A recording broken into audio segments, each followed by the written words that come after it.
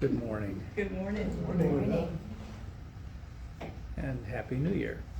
And To you. Yeah. That comes better to My name is Kim Williams. Some of you know that, some of you do not. So now all of you know that. I guess actually you all knew that before I said now all of you know that. I'm starting to talk like David Teague up here.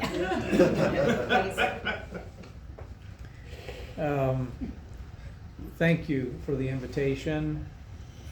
It's good to be here with you again. It is one of the more enjoyable things that I get to do on a semi-regular basis, and so I'm glad to be here.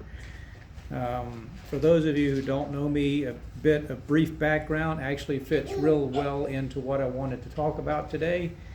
I grew up Southern Baptist in the little town of Myrtle Beach, South Carolina. And I remained Southern Baptist through high school and college and went off to a Baptist seminary. And at some point toward the end of that education decided that that didn't fit, so changed course and became a United Methodist. I was a United Methodist pastor for 15 years. In July of 1999, the United Methodist Church, more so than I decided that wasn't a really good fit. And so I left the United Methodist Church. I do carry an open ministry ordination now. So I'm not sure exactly what flavor of pastor, minister I might be. Quaker in training. Some are claiming that I'm more Quaker than I'm willing to admit. Let's just say that I'm in the process of finding the route for my trip, right? Which brings me to what I wanted to talk about today. I have confessed that I am one of those people that follows the church calendar and the lectionary along with that, which brings us to today, and in my world, it's Epiphany. And Epiphany is a time when we celebrate or remember the journey the wise men took to see the Christ child, or maybe Christ teenager. We're not 100% sure. Yeah, Christ child. And so every year without fail, for those of us that follow along that church calendar, the gospel reading for Epiphany is the same. It's over and over. It's the same year after year. It's like that one song that your friend plays over and over again. It's familiar, you know all the words, and you might even roll your eyes a bit when that friend hits play and starts that song up again. This time, it's the story of the wise men searching for the infant king. Yep, the second chapter of Matthew is the headliner every single year. It plays over again. Now, because we've heard it so many times, like that song, it's tempting to zone out. You know, the way you do when someone starts telling a story you've heard for a million times.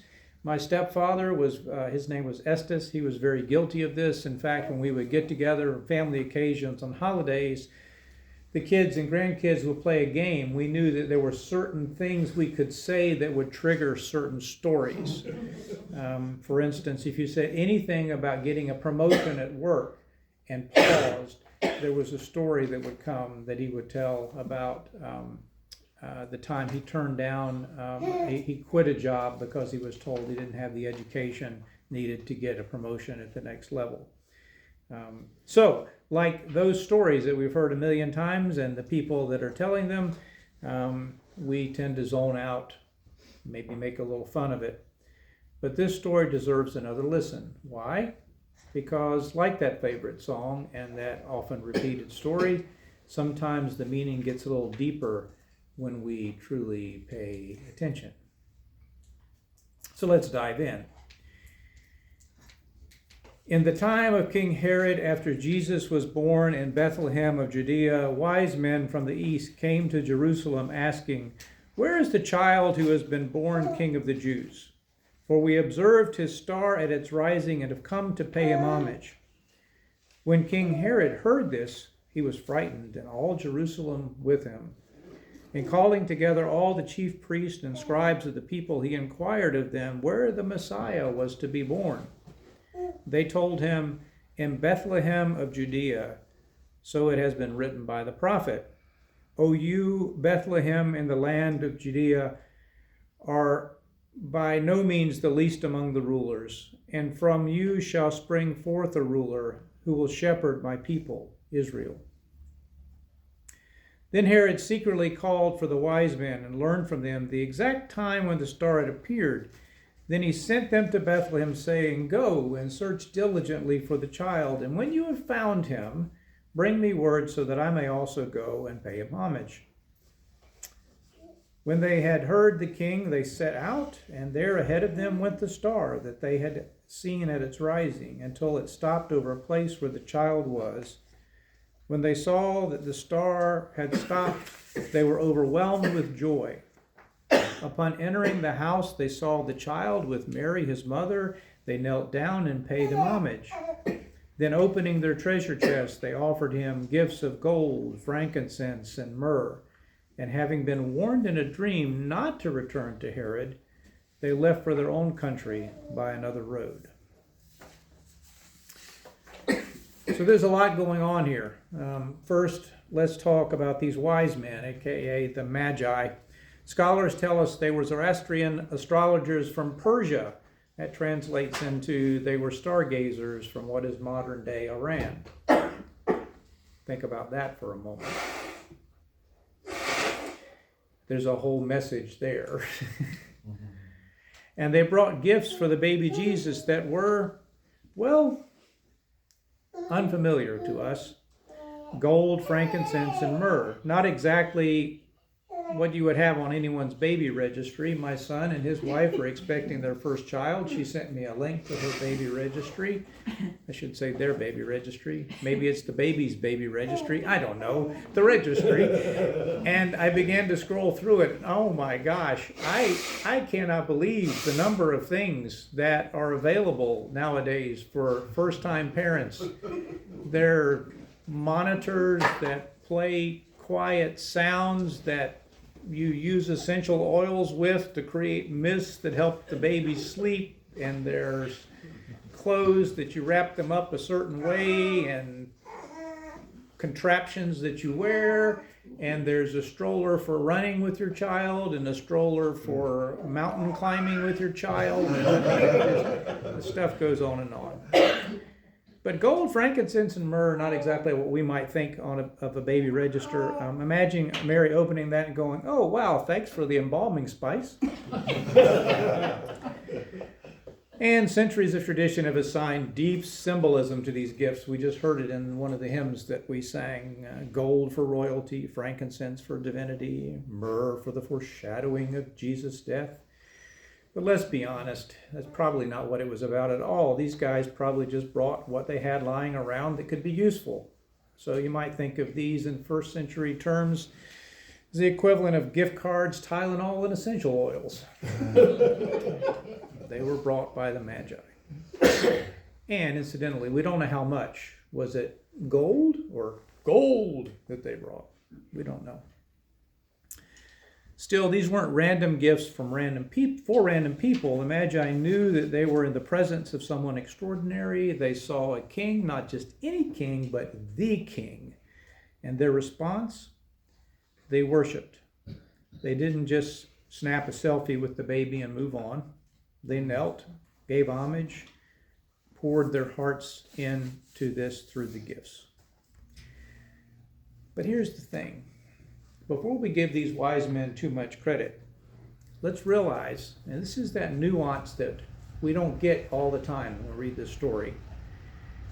Let's realize these wise men really didn't get it right the first time. They showed up in Jerusalem first, thinking, this must be the place. Where else would we find the newborn king? It wasn't the place. They were about 5 or 6 miles off. Or if we translate that today, 50 or 60 miles off. Can you imagine their GPS recalculating? GPSs are really interesting things, right? My wife's name is Gail, so I have a Gail positioning system. But I do use the GPS on my phone quite a bit, and oftentimes I will turn in a way that the GPS is not telling me to turn, and it will say, what? Rerouting. Rerouting. Turn around. Change course. Okay, we'll go this way. It'll still get you there, but it will take longer. Bethlehem is over here, not in Jerusalem. I love the feature on the GPS where you can set it, say, okay, I want to take the fastest possible route, or I want to avoid highways, or I want to make sure I don't have to pay any tolls. There's a sermon there too. Could be the God positioning system, but I don't want to pay too many tolls and take me as quick as possible directly to my destination. I don't want to have trials and tribulations. Don't teach me anything about patience. Okay, let me get back to my notes. If they'd stayed on course to start with, maybe they wouldn't have had to deal with Herod and all the issues that they had there. But they didn't. They didn't get it right to start with. They got off course. They had to reroute, recalculate. Isn't that relatable? How many times have we thought, I've got this, I know where I'm going, only to end up lost, or hearing that voice going, rerouting, recalculating. Maybe you're on the way somewhere and you just flipped off the GPS because you know the rest of the way. Or maybe you know a better shortcut.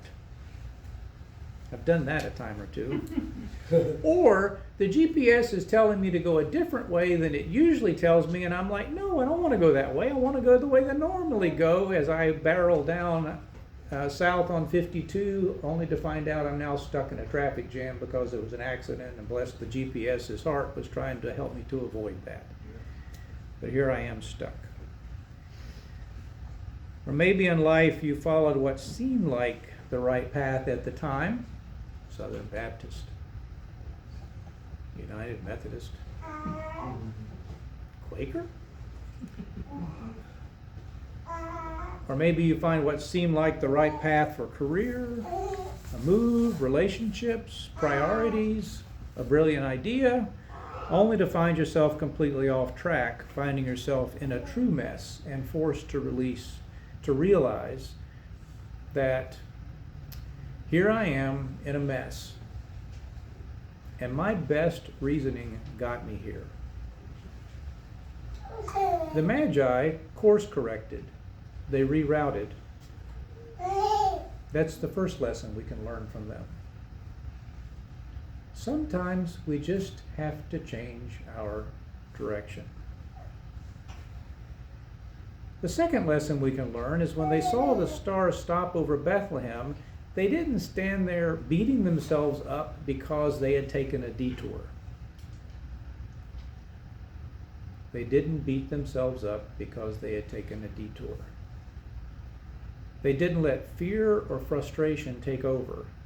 Instead, they were overwhelmed with joy. Joy? Not a word we use much when we're lost.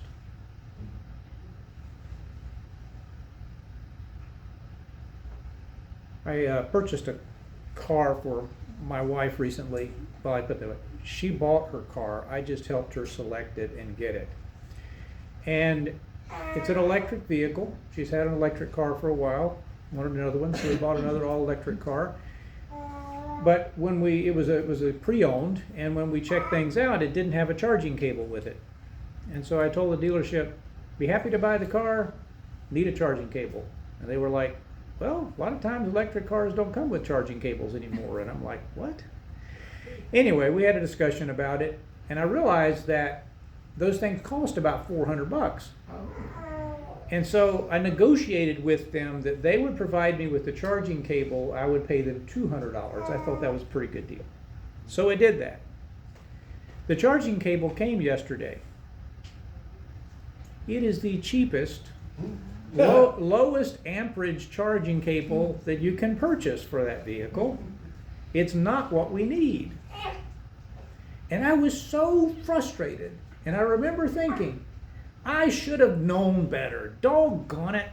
I should have just told them, knock the money off, more off the price of the car, and I'll buy the cable. But I can do a better job of it, which is ultimately what I wound up doing yesterday anyway, was talking with them, getting the money back, and ordering the cable. But unlike the wise men, I sufficiently beat myself about the head and shoulders with a baseball bat emotionally because I had made a mistake. The Magi course corrected, rerouted, and when they saw the star stop over Bethlehem, they didn't beat themselves up about the detour. Instead, they didn't let fear or frustration take over. They were overwhelmed with joy. When we find ourselves recorrecting, it's an opportunity for joy. Here's where it gets interesting. Maybe the Magi's journey wasn't just about finding Jesus, but maybe more about their own learning and transformation. They came seeking a king, but they left having met God, albeit a tiny version of God, but God nonetheless. That's why they didn't go back the same way. They were changed, literally and spiritually. The moment of realization, of stepping out of a mess and into something new, is what a woman by the name of Susan Beaumont, who's a well-established congregational consultant, author, and wise woman of her own right, calls liminal space. It's the in-between threshold space where you leave the familiar behind but haven't quite reached what's next. It's messy, it's uncomfortable, and absolutely essential for growth. In fact, it's so essential for growth that change experts refer to it as a particular process of orientation, disorientation, and reorientation. It's all the same thing. In order to be changed, to experience new life, we have to go through what our old ways of knowing have been. We have to go out of the old order or old orientation and allow ourselves to live for a while in the ambiguity and disorientation or disorder. Walter Brueggemann described it that way as well: orientation, disorientation, reorientation. It's a framework he developed talking about the cyclical nature of the spiritual journey in life. Orientation. A comfortable, predictable, and reliable phase of life where everything seems to make sense. People feel a sense of peace and order, and we are grateful for life's blessings. You know those moments? This way means yes. This way means no. This way means I know what you're saying, but I don't like what's coming. Disorientation, a phase of loss, crisis, or confusion where people feel vulnerable, frustrated, doubtful, and fearful. They may question God and God's existence and feel like they have sunk into a pit and gotten mired and stuck. Reorientation, a phase of gratitude and awareness where people realize that God has lifted them out of that pit, that mire, that mess, and they celebrate the redemption and reconciliation and a deepening of their faith.